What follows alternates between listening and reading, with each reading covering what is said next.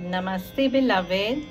This is Upaasna Devi, and welcome to episode 6 of Being Love. And today, the topic that I want to tackle is retaliation. I was with somebody actually just 20 minutes ago, and we were having this conversation, and she was talking to me about she's going through a bad patch in her relationship, and it may even lead to them separating, going their own ways. But what happened was, the spouse paid her a compliment, okay, like, oh, I'm impressed that you did this, wow. And she retaliated by saying, I don't need your compliments. Like, I'm okay. I don't need you to say that to me. So when she said that to me, what came out of me immediately was, you shouldn't have. Because at the end of the day, whatever may be going on between the two of you, your internal dynamics, whatever that may be, this is also a human being that you have lived with for so many years of your life, right? And when they're paying you a compliment, have the grace to accept it. She showed courage in speaking to somebody over the phone and giving it off to them, and telling them like it is, right? So I said, you should have been proud of yourself that you were able to do that, and somebody was complimenting you and telling you that, wow, this is great. You stood up for yourself and you stood on the side of justice. So retaliation also, not just in this context, but retaliation also otherwise. What happens is, you are trying to be in a place and a space now where things are not working out for you, okay, with this other person. By you retaliating, okay, you have planted seeds now of that into the future, so that in a couple of days, in a couple of weeks, there will come a time when this person is going to lash back at you because you lashed out at them. So we very, very easily seem to forget that everything that we are doing and everything that we are about is energy. And when we retaliate thoughtlessly, we are bringing our own energy down, because the very word itself, do you hear of anybody who's retaliated with love? I mean, people do that, but the word is not used in that context. It is always used in the context of, oh, it's like giving it off to somebody, right? So bottom line is, when you retaliate, you are also sowing seeds of karma unnecessarily between you and the other person. You're going in traffic. So a lot of times, maybe you're in a hurry, you cut somebody, let's say, and that guy, and you haven't harmed them in any way, but you've done that. Some people can't tolerate it, so they will abuse you, right? Now the thing for you to do is, you can just carry on, okay, knowing कि हाँ भैया मैंने ये किया है, सही है, I did this, so they've retaliated, let me keep quiet, because if I retaliate again, it will become into, in India, what we call tu main, which means me, you, so it just doesn't stop, right? So the point is to try and stay in a space of balance, in a space of equanimity, because we have another saying in India, right? Banana बहुत मुश्किल है और बिगाड़ना बहुत आसान. What does that mean? It's very difficult to make something. It's difficult to keep a relationship balanced. It's very easy to break anything. And so similarly, it's very easy to break a relationship, but it's very difficult to keep it harmonious, to keep it balanced.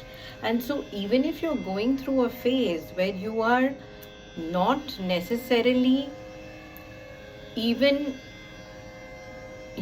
going to be together, why can not people part ways amicably? Maybe one party is not that kind. I mean, I know that this person whose example I gave you, that her husband is you can use an expletive there for him, okay, of your choice.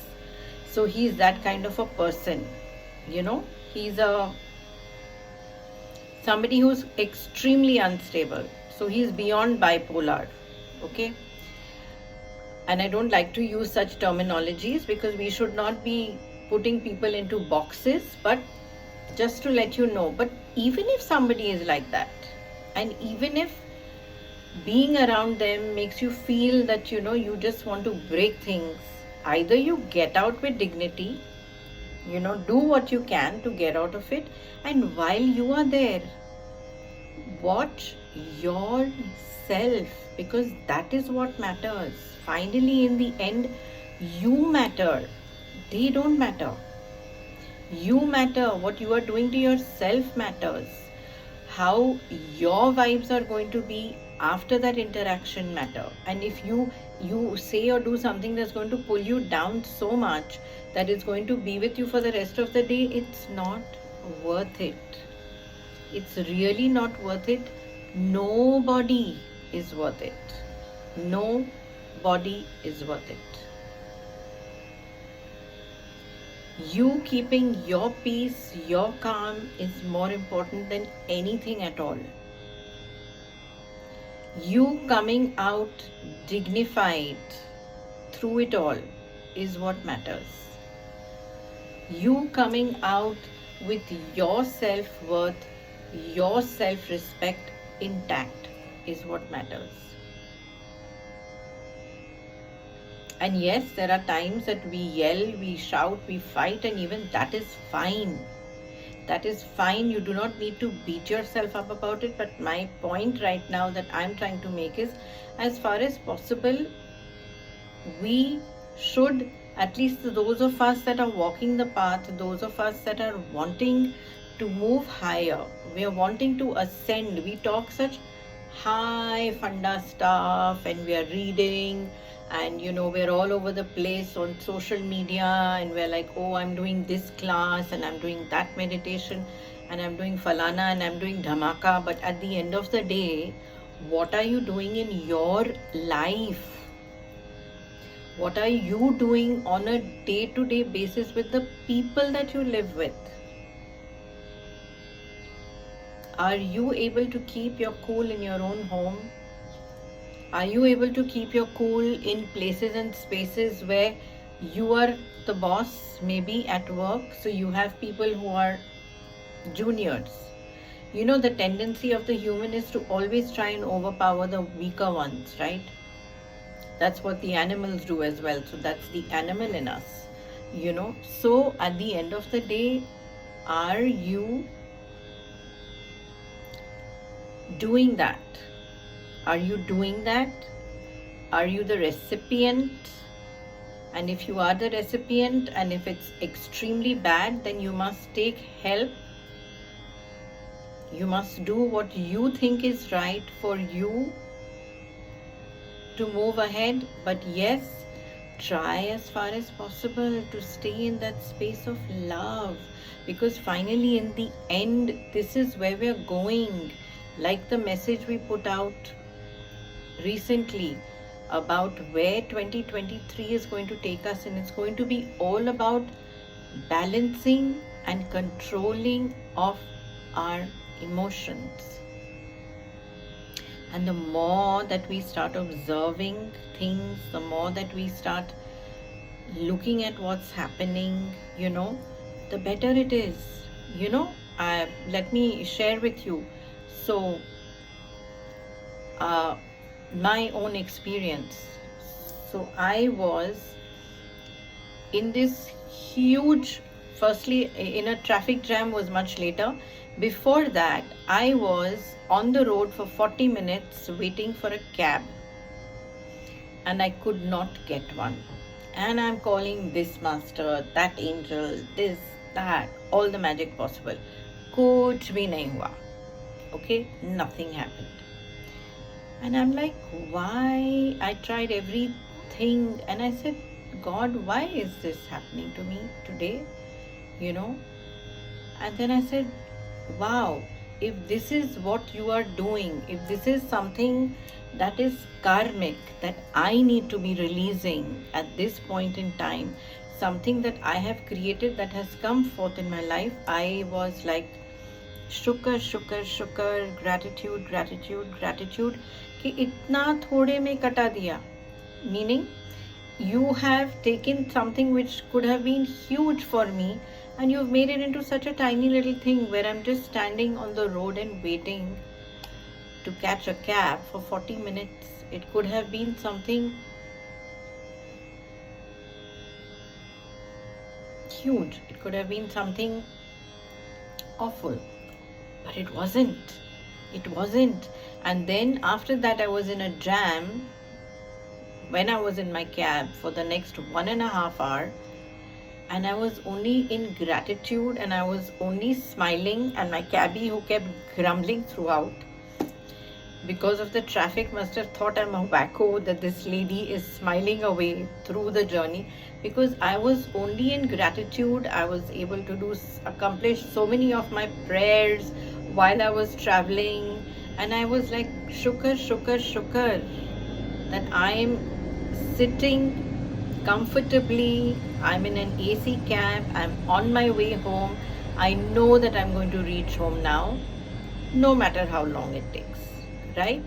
And even when I reached home, I was shukar, shukar, shukar, gratitude, gratitude, gratitude. You know, if we get het up, if I had gotten worked up and angry and all of that, I would have just created something more for myself, which would have been perhaps more uncomfortable, more unsettling. So we have to keep watching, and we have to keep looking and saying, okay, God, what is it that I need to learn from this? Where are you taking me from here? Because my goal is to go higher, right? My goal is to go up, up, up. So I have to take every opportunity that I get. I have to take that mean, obnoxious person as an opportunity. Because they're being mean, because they're being obnoxious, let me see how I can be. I can stand up for myself. I can speak very firmly, very nicely, without being rude to them, right? And I can say my piece. Everything is an opportunity. Every moment is an opportunity. Every person is an opportunity. Why are we living in society? Why are you not in a cave meditating somewhere for 20 hours a day? Because you are meant to be here. You are meant to be in this world where you are interacting with humans. Because we are the ones that are going to make the difference. And you have to learn via another human being.